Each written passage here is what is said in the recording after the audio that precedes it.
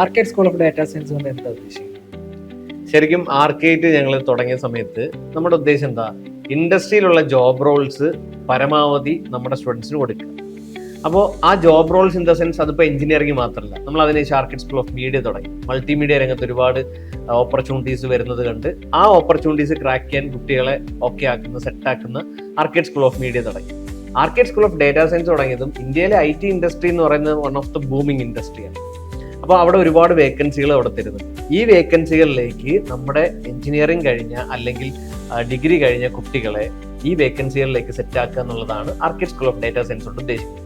അത് ചിലപ്പോൾ പേര് കേൾക്കുമ്പോൾ വിചാരിക്കും ഇവിടെ ഡാറ്റാ സയൻസ് മാത്രമേ ഉള്ളൂ എന്ന് വിചാരിക്കാം.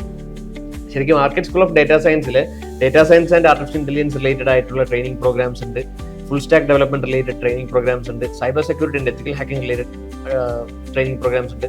അപ്പോൾ ഇതെല്ലാം നമ്മൾ നാസ്കോമിന്റെ ഒരു പ്രൗഡ് മെമ്പർ കൂടിയാണ്. നാസ്കോം എന്ന് പറഞ്ഞാൽ അറിയായിരിക്കും, ഇന്ത്യയിലെ IT ഇൻഡസ്ട്രിയുടെ ഫെസിലിറ്റേറ്റർ ആണ്. So they have A large number of network. അപ്പോൾ ആ നെറ്റ്വർക്കും കൂടി യൂട്ടിലൈസ് ചെയ്തുകൊണ്ട്, ആ എക്സ്പെർട്ടിസം കൂടി യൂട്ടിലൈസ് ചെയ്തുകൊണ്ട് നമ്മുടെ IT ഇൻഡസ്ട്രിക്ക് വേണ്ടുന്ന ജെമ്മുകളെ ക്രിയേറ്റ് ചെയ്യുക എന്നുള്ളതാണ് arcade school of data science കൊണ്ട് ഉദ്ദേശിക്കുന്നത്. അതിന് വേണ്ടിയുള്ള എല്ലാ സ്കിൽസും, ഞാൻ ഇപ്പോൾ പല കോളേജുകളിലും പോകുമ്പോൾ കുട്ടികൾ പറയാറുണ്ട്, സാർ ഞങ്ങൾക്ക് 4th ഇയറിലെ സ്റ്റുഡൻസ് പറയുകയാണ്, ഞങ്ങൾക്ക് പ്രോഗ്രാമിങ് അല്ലെങ്കിൽ കോഡിങ് ഒന്നും അറിയത്തില്ല, ബേസിക് പോലും ഇല്ല എന്നുള്ളത്. അപ്പൊ അതാണ് സിറ്റുവേഷൻ എന്ന് പറയുന്നത്. ആ സിറ്റുവേഷൻ ശരിക്കും അഡ്രസ് ചെയ്യപ്പെടേണ്ട സിറ്റുവേഷനാണ്.